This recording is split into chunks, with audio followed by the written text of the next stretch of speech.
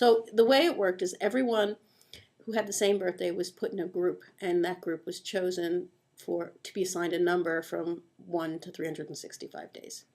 So if you were assigned under 100, it was known to be that you would definitely be called up in the draft.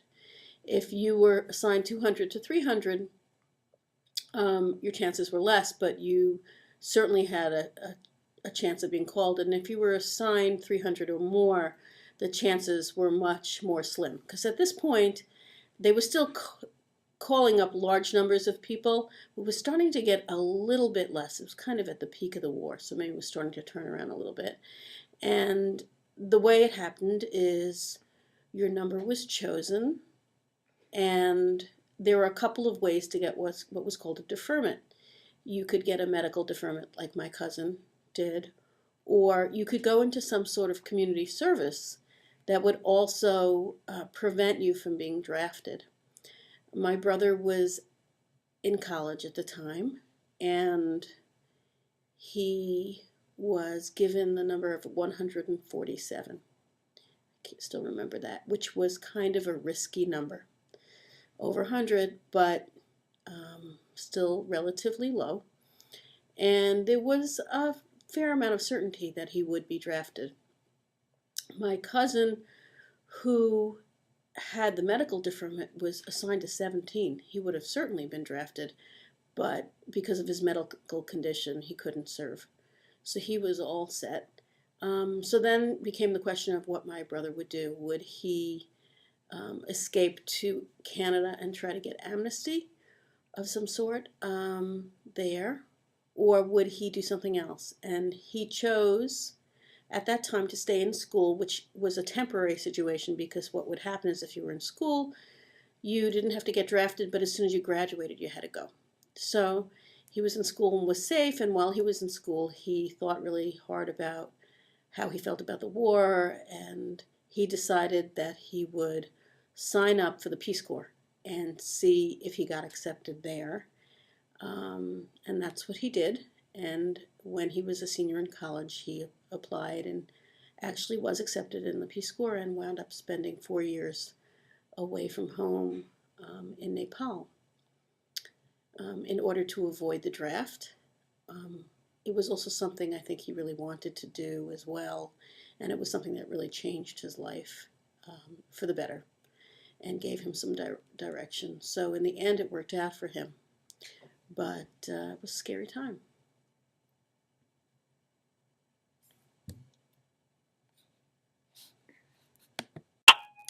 My second brother, 3 years younger, was also assigned a draft number, and at this point, the numbers of people they were calling were starting to decrease. So it was getting a little later in the war. Cambodia was flaring up, and so there were still many people being drafted. But this brother did have some medical conditions also, and I remember my parents desperately trying to get him a medical deferment and taking him to doctor after doctor after doctor, because you had to provide documentation to give to the draft board. And eventually they did establish that he had a similar medical condition to my cousin, and he was assigned a low draft number, but I don't remember what exactly it was, but he was not called up. He was called up but didn't have to go.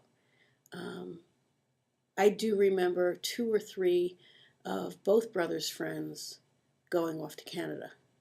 We didn't know anyone personally in our neighborhood who actually went to Vietnam, because they all stayed in school until they were basically no longer needed. But that was not the way it was in communities that had a little less money and people couldn't stay in school.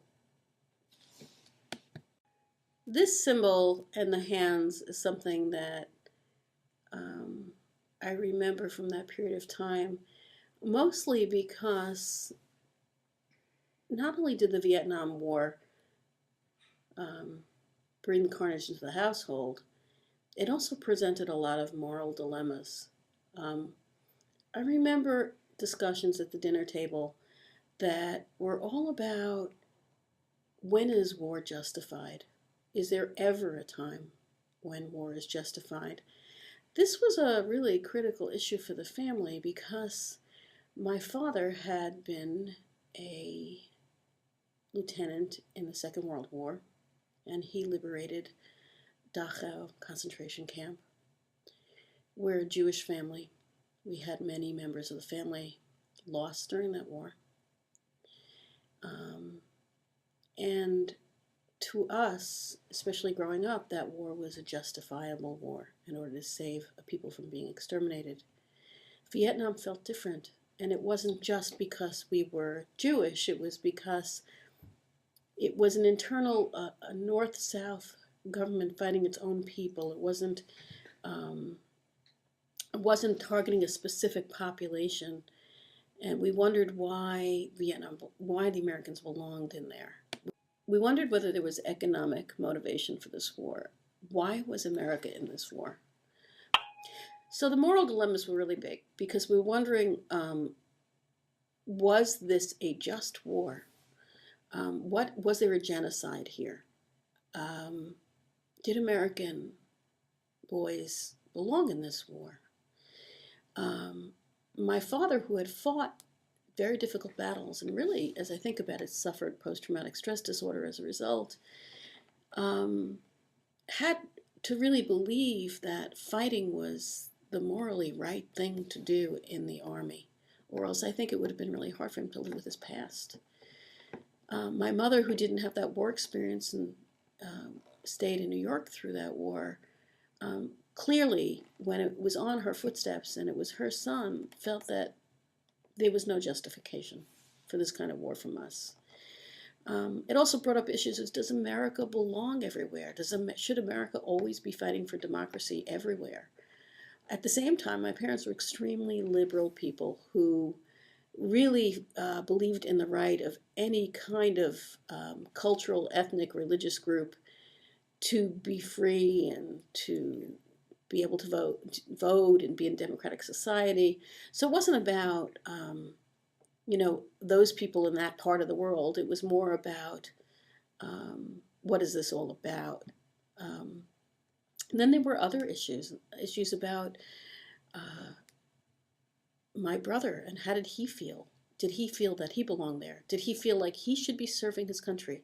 Was it right if you were an upper, or as we were a middle-class family, is it right just because you have middle-class resources to be able to do everything you can to avoid service in the Army, where your life would be endangered? We were lucky. He was able to go to a New York State University that kept him out of harm's way. That's relatively economically elitist. And that also brought up issues. Why is it that my brother, who could fortunately avoid the situation, be any safer than someone who lived in the city, who came from meager background and would have to be drafted? My parents were small business owners. They made it their mission to hire new immigrants and to help people get a step up on the ladder of life. They often helped their employees apply to college, to go to community schools. They worked their schedules around their schools, and they were big believers in equality for all and the melting pot theory of life. This war, in some ways, striated society. If you had protection politically, if you had enough money, if you had the right connections, you could potentially avoid the service. And it put them in a real ethical bind because they didn't believe in the war. They didn't want my brothers to have to go fight. They had the means to help them avoid it. But was that the right thing to do?